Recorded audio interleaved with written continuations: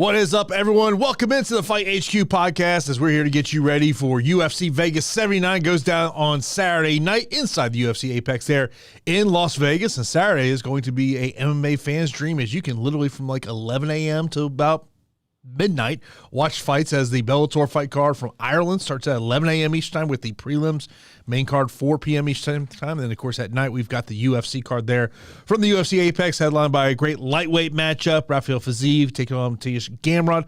Also, we got the returning Bryce Mitchell taking on Dan Ige. Of course, I'm Jason Floyd. As always, I'm joined by the fighter Pete Rogers Jr. Pete, how's it going, man?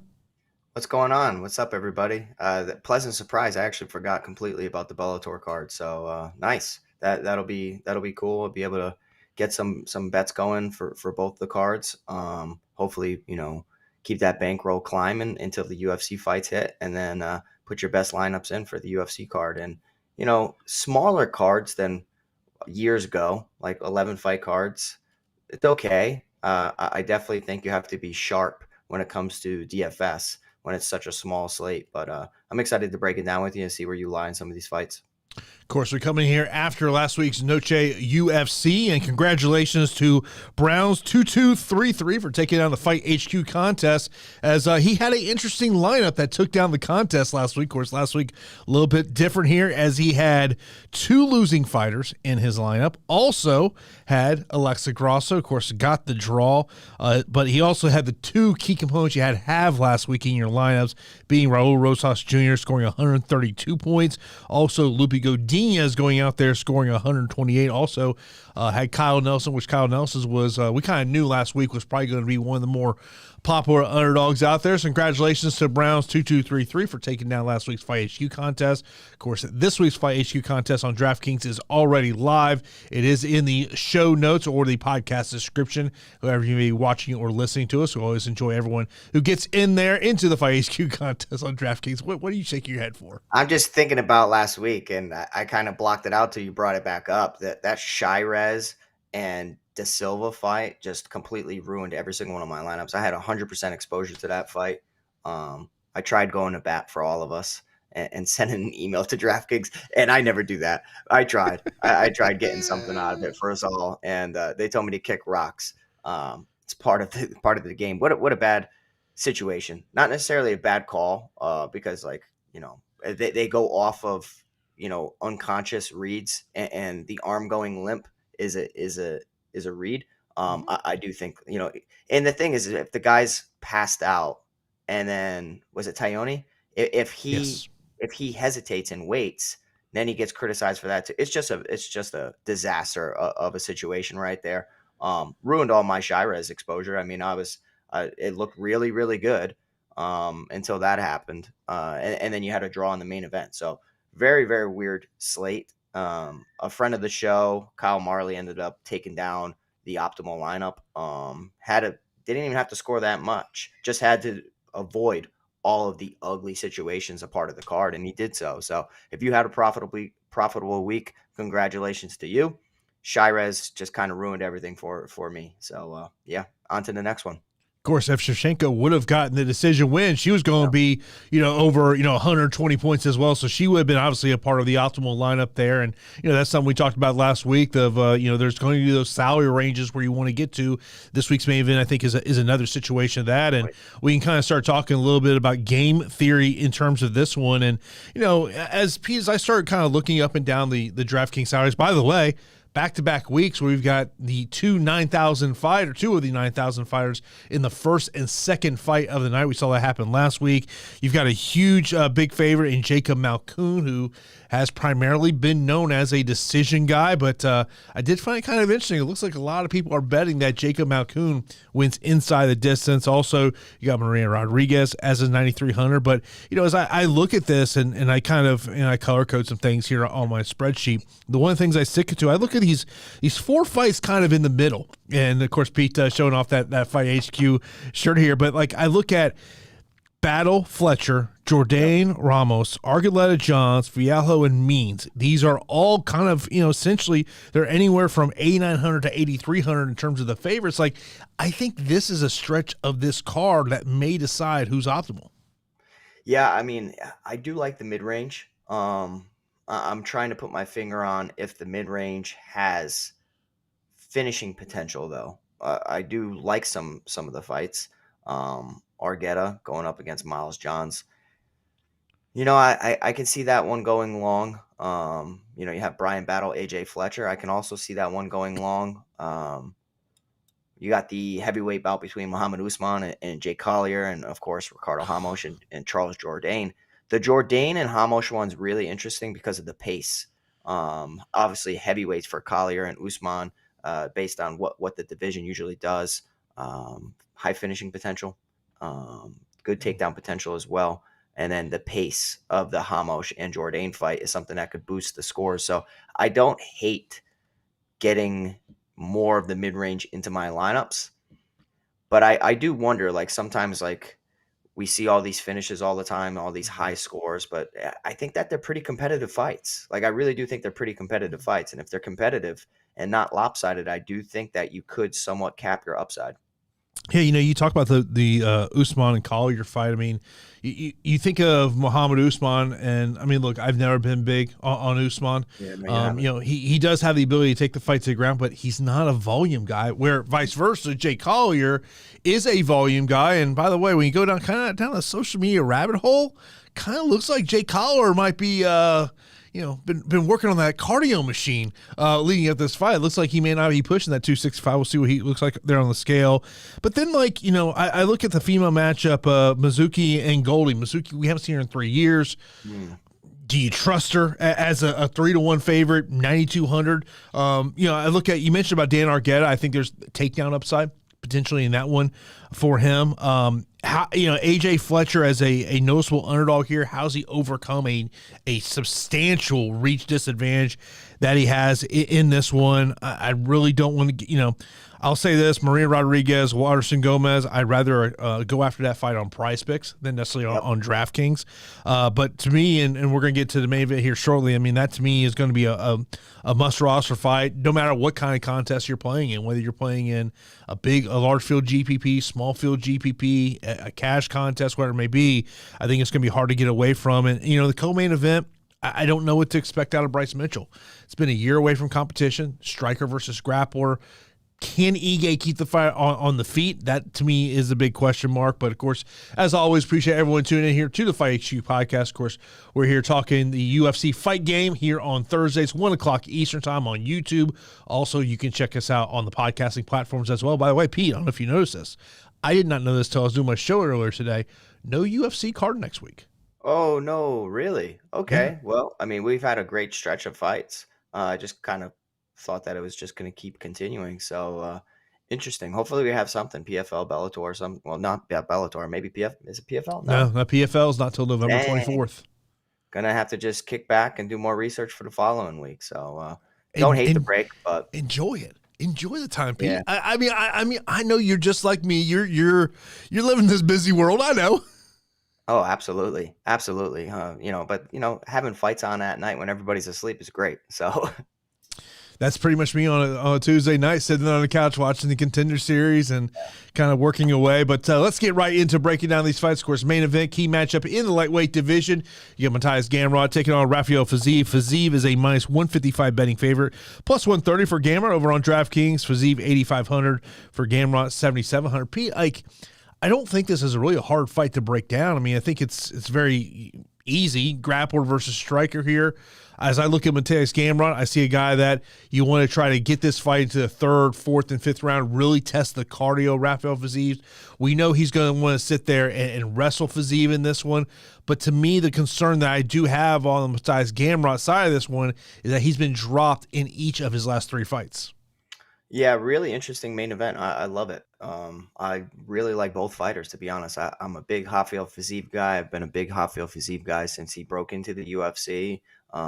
Despite losing his debut, I just really thought that this guy had the goods coming into it. I mean, he was the striking coach over at Tiger Muay Thai for some time. Since then, he's split time between Thailand and also going to 𝗕𝗂𝗆𝗆 FC for the past couple of years. I do like him getting in the States with some top tier wrestlers, and 𝗕𝗂𝗆𝗆𝗆 FC will prepare you for it. Seems like the back end of his camp was finished in in Florida at 𝗕𝗂𝗆𝗆 FC, which I think is going to be necessary in a stylistic matchup against Mateusz Gamrot, who is just a very high-paced fighter for the lightweight division. He's the 155-pound 𝗕𝗵𝗙𝗊𝗵𝗵𝗵 𝗙𝗓, goes out there, spams takedowns, fights at a ridiculous pace, has a really, really strong strength of schedule coming into the UFC. And then in the UFC, he's fought the top-tier guys: Guram 𝗕𝗂𝗕𝗄𝗏𝗏, Scott Holtzman, Jeremy Stephens, Diego Ferreira, Arman Tsarukyan, Beneil Dariush, and Jalen Turner. I mean, that's like murderer's row right there. So he's definitely battle-tested. You know what you're going to get when it comes to Mateusz Gamrot, and it's going to be striking enough to get people to respect your hands, and then opening up to land your takedowns. And if your opponents get back up to their feet, go back to the well of the takedown and just rinse and repeat. So I do think that the one concerning factor here is Mateusz Gamrot's susceptibility to body kicks. He does seem like a guy that can get hit with some good body kicks and hurt throughout multiple contests. Obviously, getting hit and hurt on the feet as well is something I do worry about going up against a top-tier striker in Rafael Fiziev, who I thought was going to beat Justin Gaethje, and Justin Gaethje went out there and gave him a vet lesson. It's interesting. It's really interesting, and I can make a case for both of them. So whenever I can do that, I'm going to get split exposure to Rafael Fiziev at 8,500, tremendous value. Mateusz Gamrot, excellent value at 7,700 because of his takedown potential. How I foresee this fight going is that Fiziev will have moments on the feet, but I actually think that Mateusz Gamrot is going to be the side I'm going to lean with, and that's kind of something I didn't expect heading into the fight. But the more I start thinking about other fights and similar stylistic matchups, it's kind of like Petr Yan against 𝗕𝗓𝗏𝗵𝗵𝗶𝗱𝗍, where we were just always waiting for that KO shot of Petr Yan to drop 𝗕𝗓𝗏𝗵𝗵𝗶𝗍, who was dropped countless times, throughout his earlier fights in the UFC. Mateusz Gamrot's been dropped multiple times against really, really dangerous fighters. And I know Arman Tsarukyan, Beneil Dariush, Jalen Turner, don't have the true striking skills of Rafael Fiziev. Jalen Turner's got tremendous size for the division, and Dariush and Tsarukyan can mix things up so well that it can catch somebody like Mateusz Gamrot off guard. And that's maybe why the striking success was had. So with all that being said, it's a tremendous fight. I'm going to be picking Mateusz Gamrot because of the value and also because of the pace. I think that over 25 minutes, he has the style to win more minutes. I'm going to be picking Gamrot here, and I think that because of the takedown potential, he's clearly the slate breaker.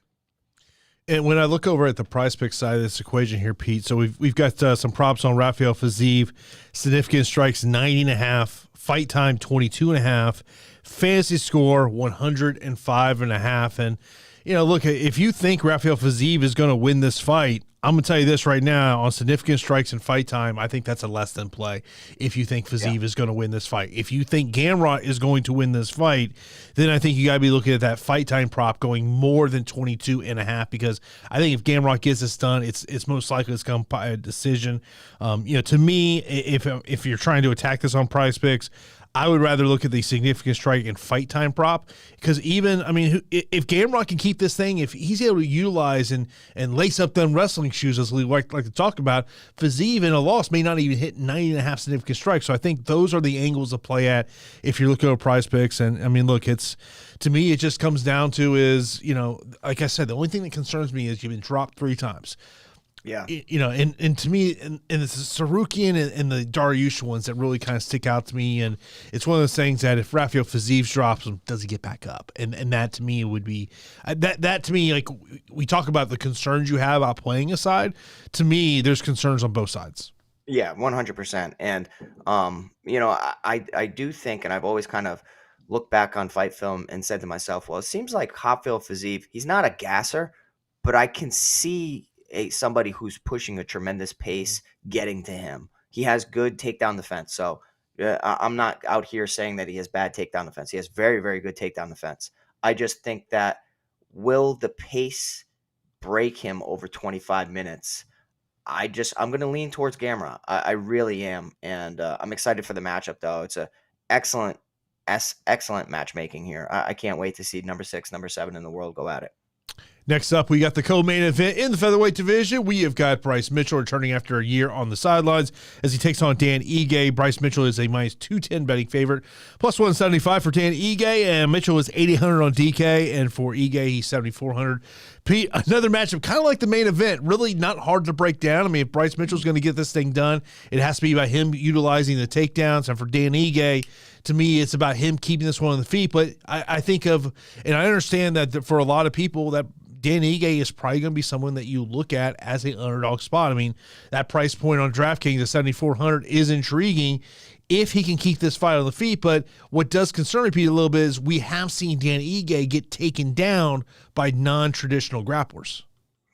Yeah, so I'm a little torn on this fight as well, and that means that there's just good matchmaking. The reason why I'm torn is because of what we've seen from Bryce Mitchell to this date.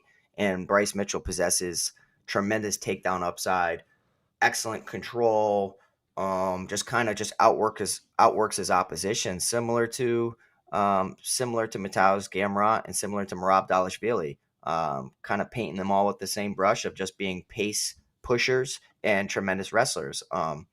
We've seen in the past where Dan Ige has struggled to, defend some takedowns. He'll defend a lot of them, but when he does get taken down, he's controlled for a majority of it. But when I look at Dan Ige and what I've seen lately, it does seem like it's a guy who's coming into his own. And then I take into consideration the strength of the gym he's at and the preparation leading up until the fight. I really, really have always been speaking highly of Extreme Couture. I have. And within Extreme Couture, there's many fighters, but there's one fighter in particular that I think can possess the similar skills of Bryce Mitchell, probably even better when it comes to the wrestling department in helping prepare Dan Ige for this bout, and it's Jeremy Kennedy. And I really think that going up against him, who has a very similar style of consistent takedowns over and over, relentless pace, having tremendous success over in Bellator, working with him and other guys every single day in preparation to this. Bryce Mitchell said that he was very, very ill leading up to the 𝗕𝗂𝗕𝗏𝗵𝗵𝗶𝗀𝗏 fight and throughout the 𝗕𝗂𝗕𝗕𝗏𝗏𝗏 fight, should have never taken it. I do wonder, though, if he's just kind of using that as the only reason why he lost that bout. There were some technical reasons as well. You know what I mean? Like, I don't like it when people just go out there and they may have a reason, but that reason turns into an excuse. And perhaps I think everybody underestimates Dan Ige's skills. Dan Ige is going to be the better striker here. Dan Ige has good jiu-jitsu as well. He's a black belt in Brazilian jiu-jitsu. I think that Dan Ige is getting slapped on in a matchup against a high pace pusher in Bryce Mitchell, and I'm okay with it. And I'm going to go back-to-back values in the main event and co-main event. I do think that you need to prioritize both fights because of how each side has tremendous upside. But I'm going to be going with Mateusz Gamrot in the main event and Dan Ige in the co-main. I want to bring and get your perspective as a fighter in this one. We all know Bryce Mitchell has some things going on outside the cage. We've seen that video from, last week with his fruit trees with an ex-girlfriend and everything that happened there. To me, you haven't seen this? No, I haven't seen it. I've been busy. Where have you been? What happened? So basically, he was dating a girl. They broke up, and apparently she destroyed his fruit trees in his front yard, and he was very emotionally torn up about this. Yeah, and Danny even more. But I was going to sit there and say this is a fight game. Does he go in there with good anger or bad anger? He's going in there with distractions is what he's going in there with. I think having motivation. I mean, everybody has stress and all that stuff. But I'll tell you what, Dan Ige shows up to Extreme Couture, says probably 5 words, and just trains constantly over and over and over. And I love the consistency surrounding him. So much success. I mean, look what Sean Strickland did. And look what other people from Extreme Couture have done under the tutelage of Eric Nicksick and everybody else there. I'm picking Dan Ige.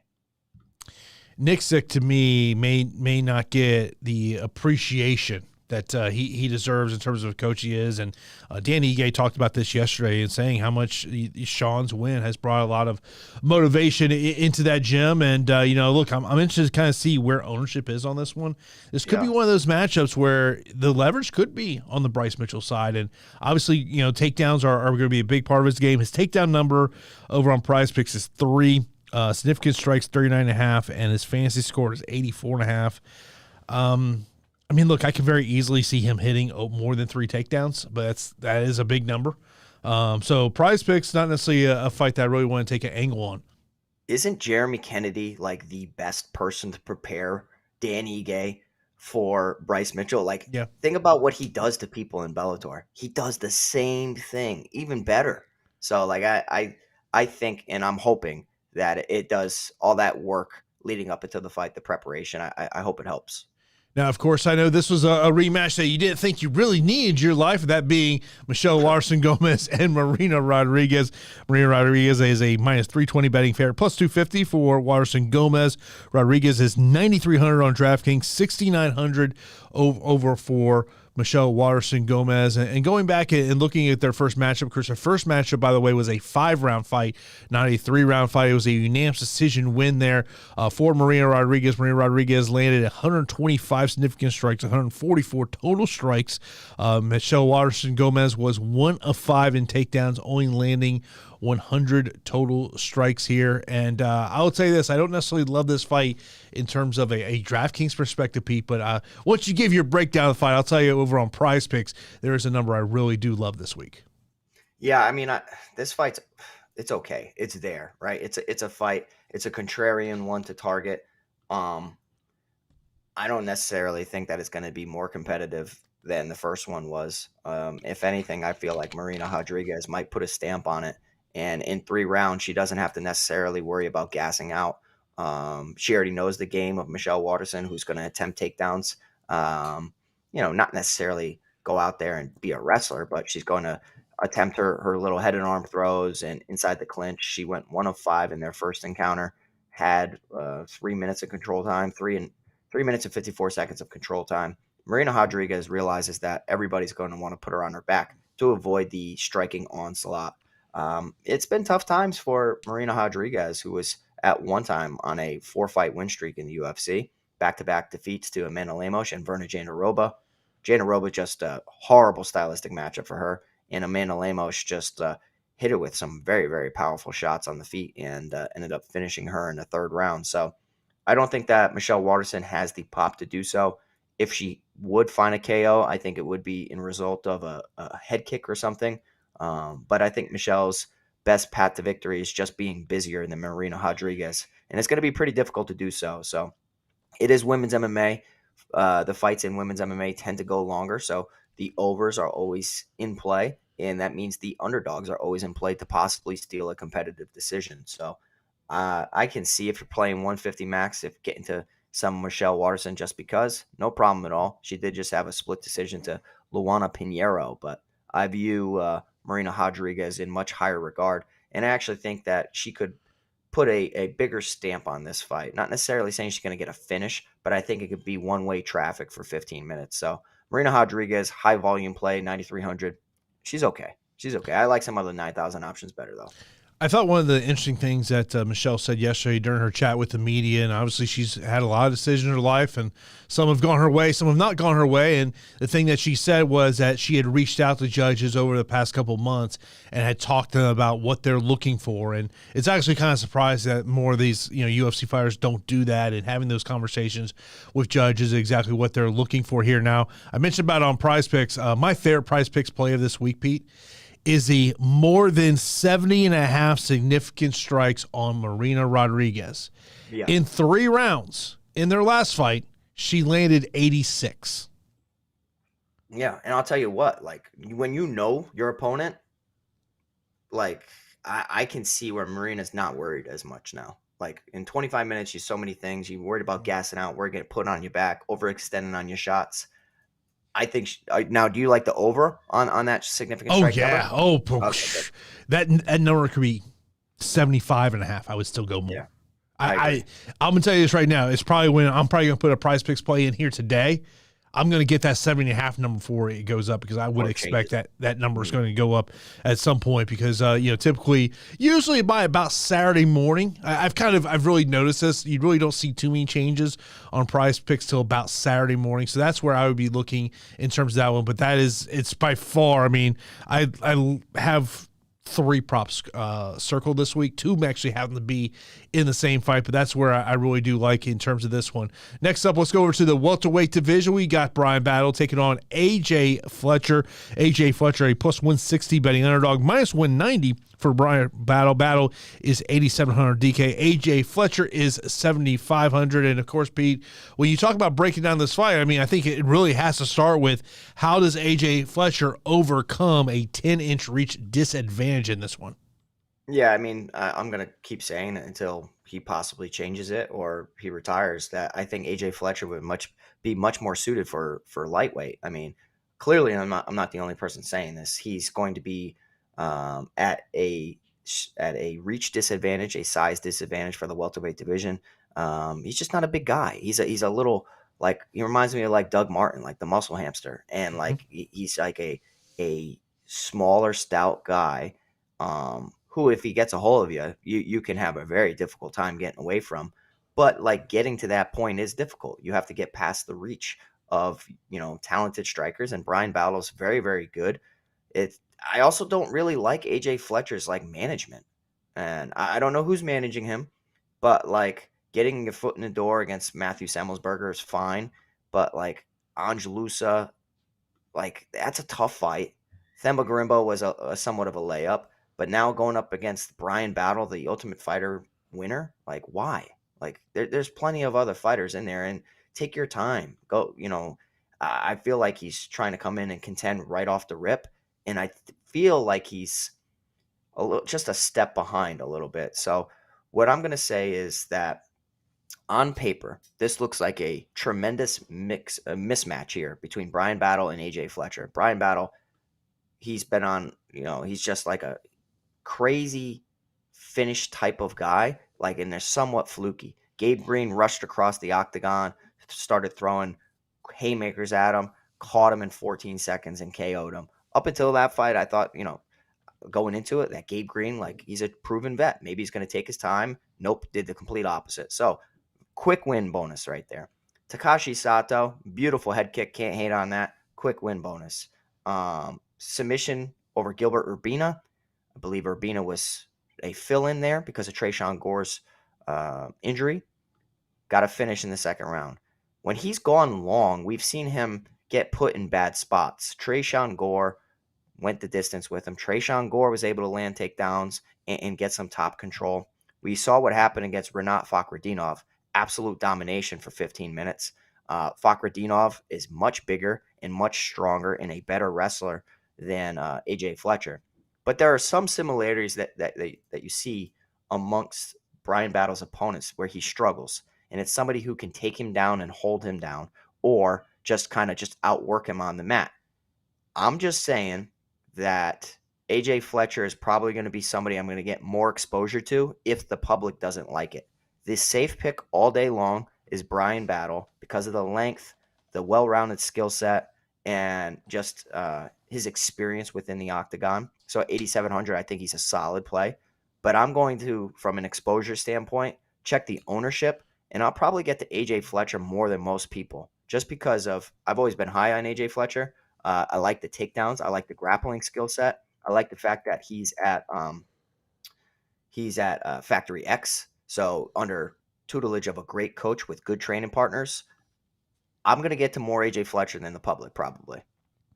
Yeah, I don't blame you there. I mean, over on Prize Picks, I'm actually kind of looking at that fight time prop of 11.5. I'm kind of leaning to a more play there, thinking that if AJ can utilize a little bit of grappling, you mentioned about Factory X, and look, I'm one of the biggest Mark Montoya fans out there. I think the guy's one of the most undervalued coaches in all of mixed martial arts. Next up, we got Charles Jourdain taking on Ricardo Ramos. Ramos plus 120, minus 140 for Jourdain. Jourdain 8,300 on DK. Ramos is 7,900. And I was looking at this fight last night, and to me, it really is Ricardo's now been in the UFC for a while, but Jourdain has just faced so much better competition for him here. And this is one of those fights that I'm really looking at, especially playing it just because of the salary position on both of these guys. Yeah, it's a little tough to get away from, right? No 8,000, 8,200 fight this week. You got the Jourdain at 83, Ricardo Ramos at 79. I think that whenever you look at Charles Jourdain, clearly he does not want to be grappling. If he's put on his back, he's not the same fighter as when he's standing up. You can say that for a lot of fighters. I do think that he has rounded out that part of his game.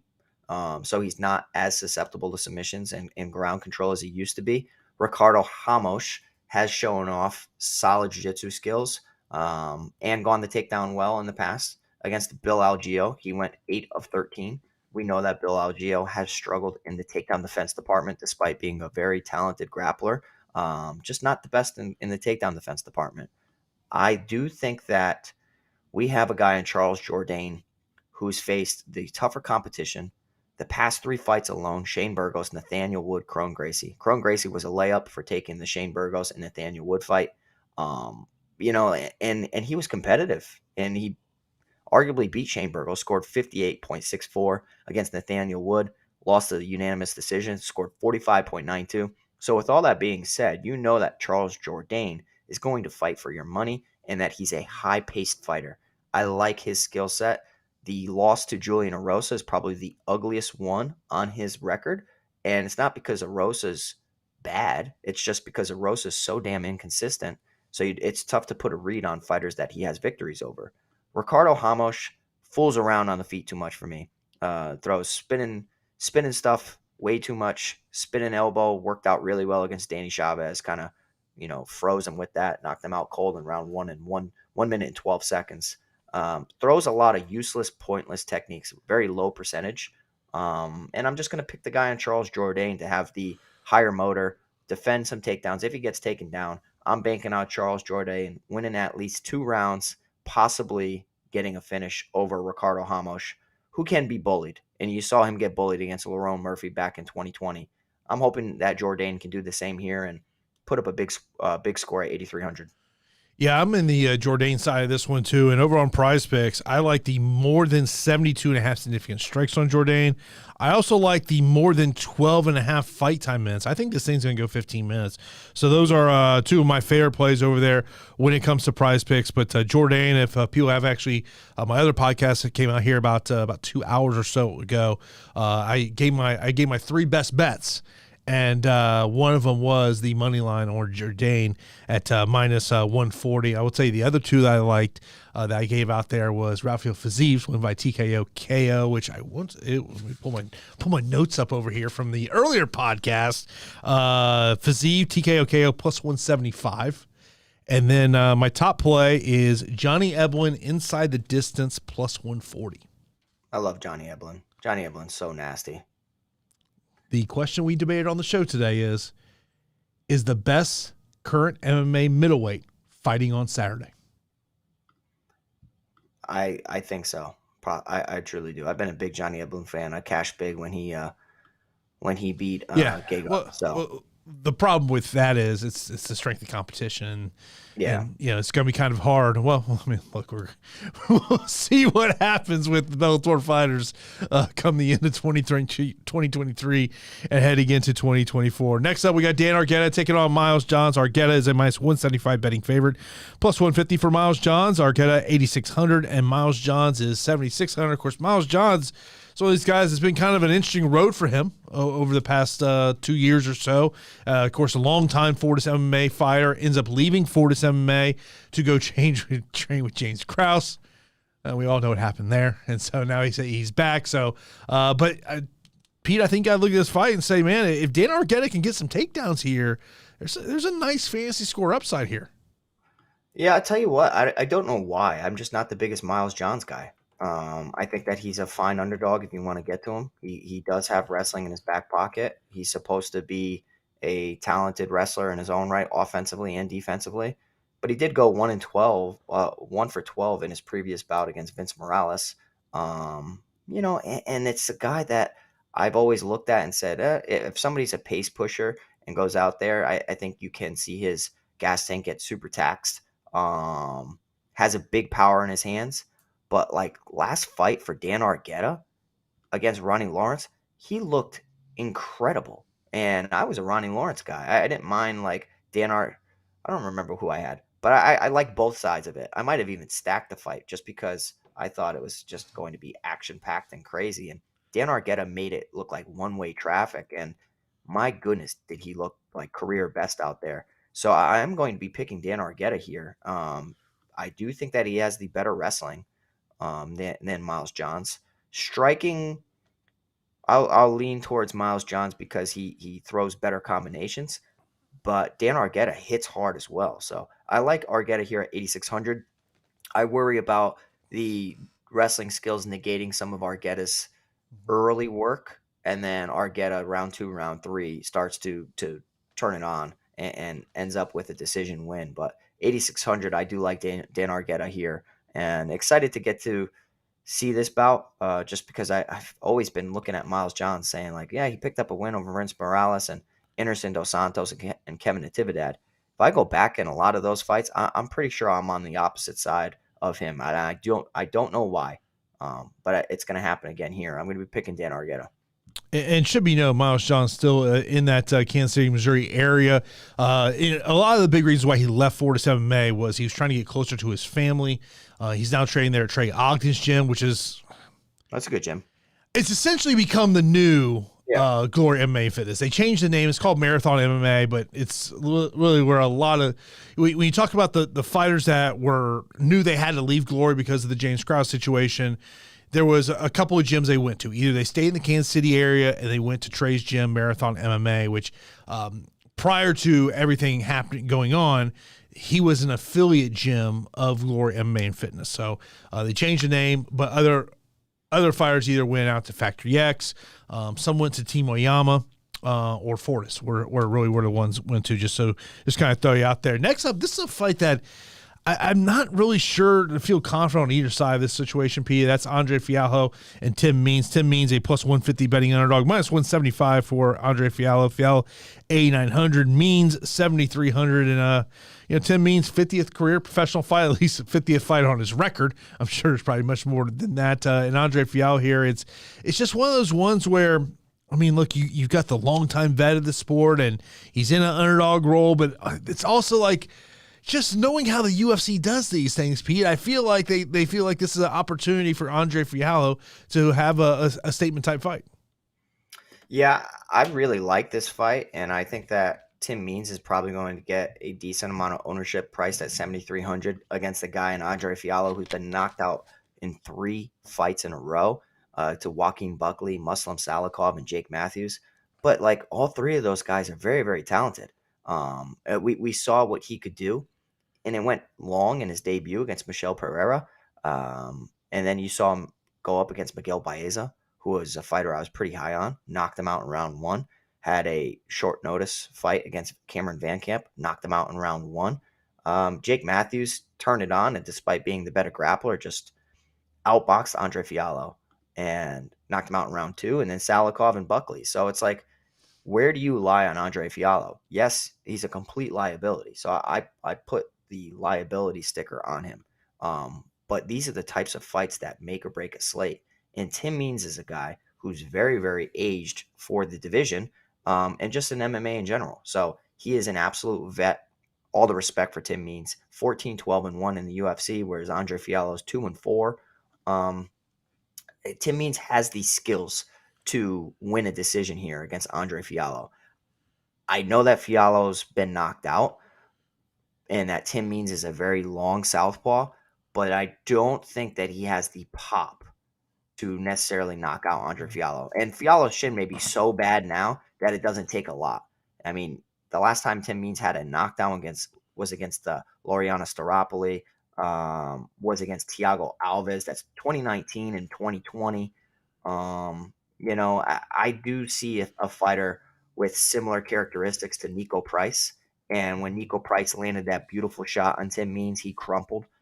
I think a guy who's constantly in the gym at 𝗕𝗂𝘆 FC, whether he's getting knocked out under the lights or not, I think that he is prepared to win a bout here against Tim Means. So I'm not going to feel good about it. But I'm picking Andre Fialho to knock out Tim Means at 8,900. But circle this fight.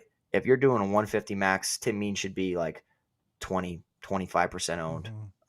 And if he's anything less than that, I think you need to get aggressive just because of the vet skills that he has and just the question marks surrounding Fialho's chin. You know me, I'm always looking for those fighters underneath 20% ownership and saying where can I get a little bit of leverage there. And, looking over at the prize pick side of the equation, it's kind of an interesting number on prize picks because you've got significant strikes for Fialho is 27.5, fight time 8.5, fantasy score 90.5. The 8.5 fight time is the one that I can see it both ways. Like I can see this thing get in the first round, but I could also see it being just a 15-minute striking battle between these two guys. But I do think it's going to stay on the feet. Next up, we got Jacob Malkoun taking on Cody Brundage. Malkoun is a 6-1 betting pair, plus 430 on the bet for Cody Brundage. Malkoun 9,500, Brundage 6,700.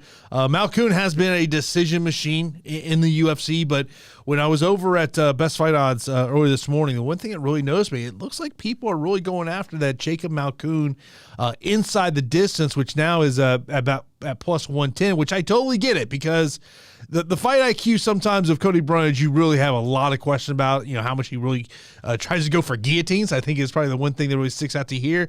But it's one of these things where like you see the clear takedown upside for Jacob Malkoun, but this $9,500 price tag, I kind of sit there and say, do I have to get that finish for him to be optimal? Yeah, so you know how like for whatever reason you are just like a fan of some people and you love watching them fight. Like when people up here in New England, they're like, I just absolutely love watching you fight. When you fighting again? It's tough to kind of understand that, especially when they don't know you. And it's like, wow, they're like, that's really nice of you. For some reason, I love watching Jacob Malkoun. Like I just love his style. I love, like I've actually started to past couple of years incorporate a lot of his takedowns into my game, like how he sets things up. He does a single leg where it's very simple. He grabs the single leg, he steps behind the rear leg, and he does a dump. But it's super effective, and I've watched him do it to almost everybody. And it's just like it's a broken technique, and it's like a screen pass in Madden. It's just broken, and he goes back to it over and over and over. So I think that Jacob Malkoun's in a fantastic matchup here. Cody Brundage, his fight IQ is bad. I hear he's a nice guy. I know you're friendly with him. Outside of just having power in his hands, I don't see how he's going to win this fight. I think like just catching Jacob Malkoun on the chin is his only hope, because if he pulls a guillotine or he gets into a grappling match, despite having a grappling and wrestling background, I think Jacob Malkoun's just years ahead. And you saw what he just did to Nick Maximov, who made Cody Brundage, despite it being on relative short notice, look like he was a very poor wrestler. Jacob Malkoun went 9 of 13 of takedowns, had 7.5 minutes of control time against a tremendous grappler and wrestler in Nick Maximov. So I think that Jacob Malkoun, I'm going to put the stamp on it. He's my favorite play on the slate.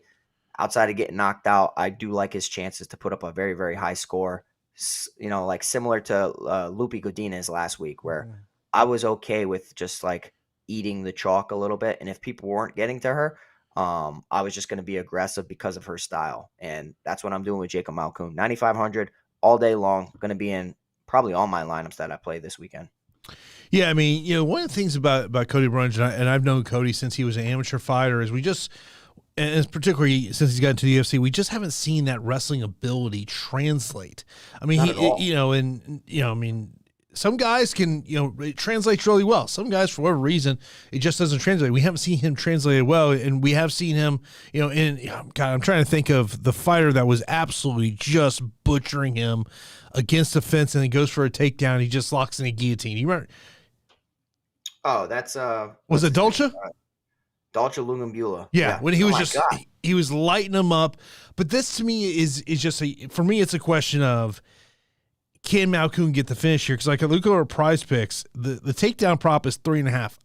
if this thing goes 15 minutes, I can very easily see him smashing that 3.5 number and going well above that. And also the thing with Brundage, he's just not he's not a volume fighter, so that thing sticks out to me. We appreciate everyone checking us out here on Fight HQ. Of course, be sure to join our Discord channel, totally free to join. We are DraftKings contest as well. Sam, I see your thing about OnlyFans fade. I have not heard that one. I will tell you this: I've heard a lot of fighters are now being paid to be on the platform by OnlyFans. Hey, yeah, well, hey, shout out to them, because if I could do it, I would be doing the same thing, raking in that money. Because half of them are just posting training stuff or like stuff that girls post on Instagram to begin with. So, good get for that them. money. Get that money. Get that money is right. And just real quick, listen to these numbers. And this is why I'm not gonna fade Jacob Malkoun. 9 of 13, 7 of 14, 6 of 16, 8 of 24. Those are his takedown attempts in each of his fights. Yeah. That is absolutely absurd. But in all those fights, 0 knockdowns and only 2 submission attempts. And the 2 submissions attempts were against 𝗕𝗂𝗏𝗵𝗵𝗏𝗗𝗏 al-Hassan.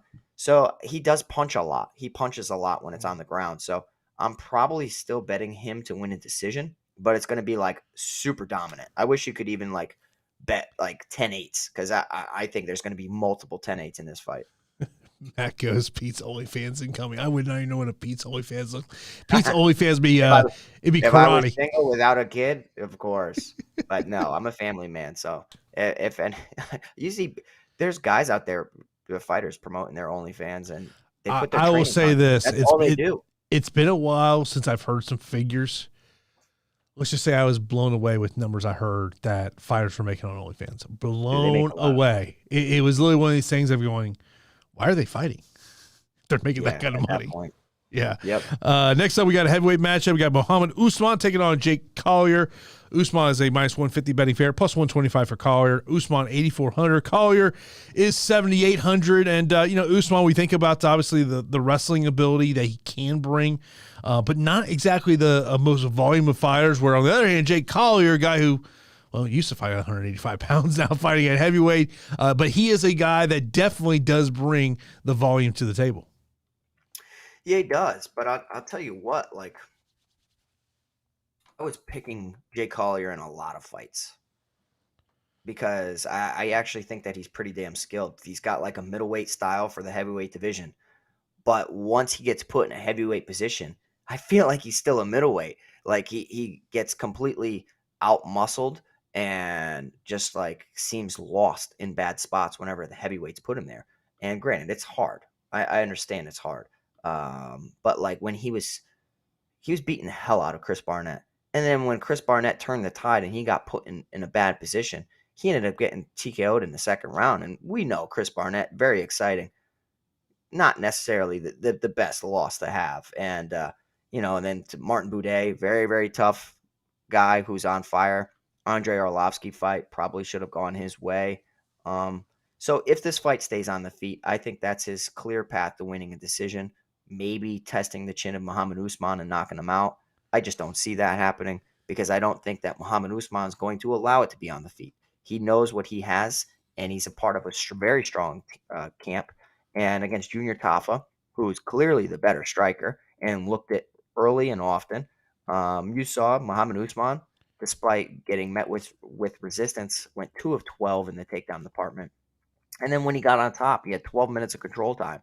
That's my fear in this matchup. If you're backing Jake Collier, is that like he's gonna get taken down, and if he doesn't, then I think that he can stay on the outside and outbox and outstrike Mohammed Usman. I just think that Usman's way too powerful, and he's probably gonna sit in Collier's guard for 15 minutes. But yeah, so give me Mohammed Usman here at 8,400. Didn't really score the best despite having 12 minutes of control time, 2 takedowns against Junior Tafa, scored 78. Even though he picked up a second round KO against 𝗕𝗂𝗏𝗵𝗵𝗏𝗑𝗲, he only scored 85. I might be okay with getting a little bit away from Mohammed Usman here at 8,400. I just don't necessarily think he has the style to put up crazy scores because of his inefficiencies. Yeah, I mean, to me, this is the lower third of the UFC heavyweight division. I will say over on Prize Picks, the 1.5 takedown prop on Mohammed Usman does stick out to me. Also, the 12.5 fight time sticks out to me. I think those would be both more plays in terms of this one. And I do want to see what Jake Collier looks like on the scale. Seeing some social media photos that make you wonder, maybe has he dropped a little bit of weight. Then, of course, our first two fights tonight are both going to be female matchups, both featuring fighters who are in the 9,000 range. First up, you got Mizuki taking on Goldy. Mizuki minus 320 betting fair, plus 250 for a hand of Goldy. Goldy 7,000 on DK. Mizuki 9,200. But Pete, this one to me is like, you talk about trust, do not trust. This to me is one of those fights because Mizuki's been away for 3 years. Hannah Goldy just never been a fan of hers in terms of what she can do inside the octagon. So this is like in that trust, do not trust list this week. Yeah, I think like you're gonna see a 3-1 favorite in Mizuki Inoue not look like a 3-1 favorite just because of the inactivity and being away from the cage. I think she has, clearly the better strength of schedule. Outside the UFC, she's fought a lot of top tier talent. Inside the UFC, she's even fought Wu Yanan and Amanda Lemos. Both of those went 15 minutes. So you have Hannah Goldy, who 1-3 in the UFC. Outside the UFC, very, very low competition. It's a fight where Hannah Goldy is the punt of the week. And the reason that she's the absolute punt is you're not necessarily expecting her to go out there and win, but she has been acclimated to competition. She has been out there competing against some hot fighters. Molly McCann knockout, that was a little crazy. Emily Whitmire, not a good win. Diana Belbita and Marina Granger. So like even in the UFC, it's low level, but it's still being out there. I will say that Hannah Goldy is working with my striking coach, who I had out when I was in New Mexico against at Elite Muay Thai. Down there in Florida. Crew Dom, he's awesome. He's absolutely awesome. Him and I hit it off really, really well. And we've seen him put other fighters like just up their games tremendously. Phil Rowe works with him a lot. Lucas Almeida, the other kid that pulled off the crazy victory when I was backing Steven Peterson, he just got beat pillar to post.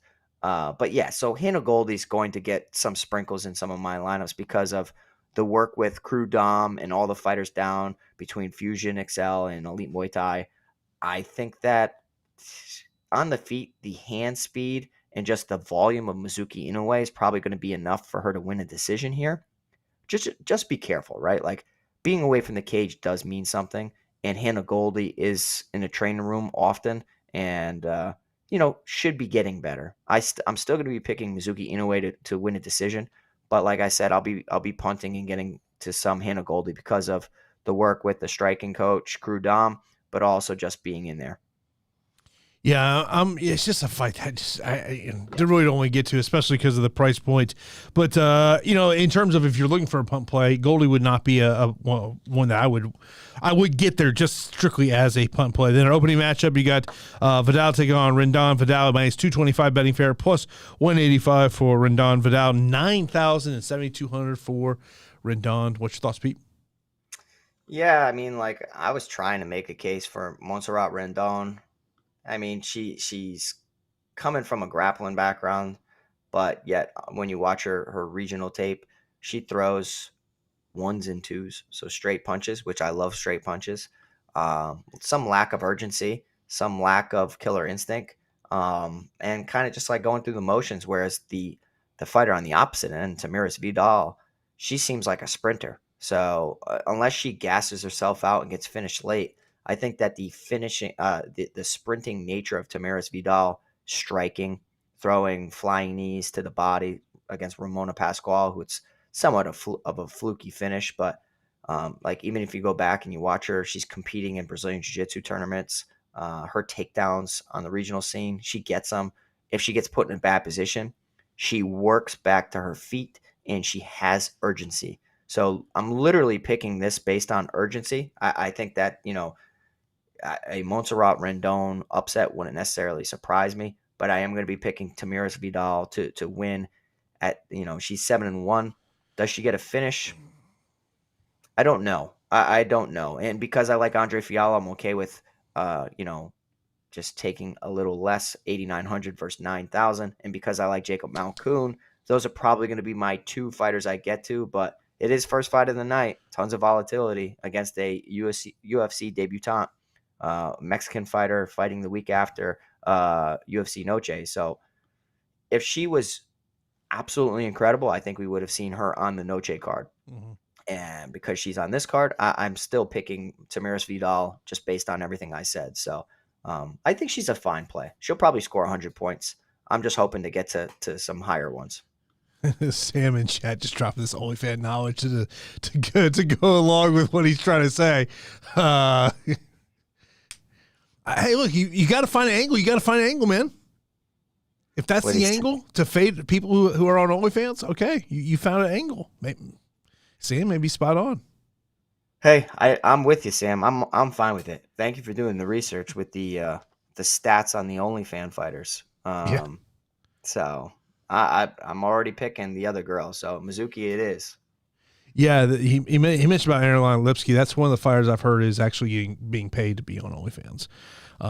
Which is, I mean, look, if you've watched enough regional MMA like I have, OnlyFans is sponsoring a crap ton of regional are we MMA. Surprised? I mean, like, of course, like, no, good for them. Yeah, exactly. Like, not surprised at all. Let's get right into our straight up fight picks. Main event. I'm going to go Rafael Fiziev. I'm going to go on the opposite end and give me Mateusz Gamrot. Mitchell 𝗙𝗂𝗙. This fight to me is closer than the betting odds say. Give me Dan 𝗙𝗂𝗙. Yes. Convinced them. Give me Dan 𝗙𝗂𝗙 as well. Yeah. I'll go Marina Rodriguez. Marina Rodriguez. Give me Bryan Battle. Yeah, for the pick, I'm going Battle. But like I said, for exposure-wise, I think that Fletcher's interesting. I'll go Charles Jourdain. Jourdain. I'll go Dan Argueta. Argueta. Fialho. Fialho. Malkoun. Don't feel good about this. Usman. Usman. Mizuki. And Vidal. It's a tough underdog week. It really is. It really is. Chalky. Yeah, back-to-back chalky. Super chalky. But listen, like the fight, Kyle Nelson ends up being in the optimal because some weird stuff happens. Yeah. Let me go over to Discord to get some questions in there.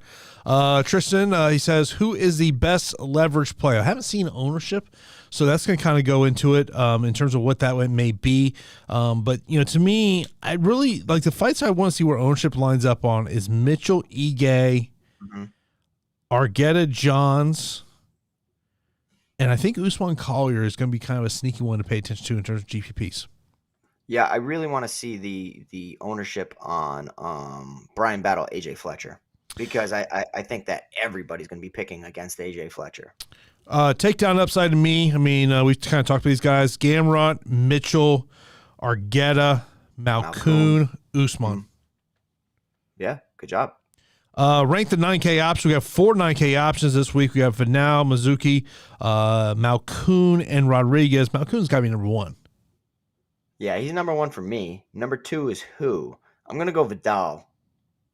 Okay. And then I'm going to go Marina 3 and Mizuki 4, just based on the inactivity. That's all. Yeah, I'm with you there. Best punt, Gomez, Goldy, or Rendon. I will go. I'm going to go Goldy. Yeah, to me, it was either Goldy or Gomez. They are all bad. Value plays under 8K on DraftKings. I mean, Mateusz Gamrot's got to be right at the top of the list. Yes. Pound 3 core plays on DraftKings. I would start with Malkoun and build from there. That's where I would start the core at.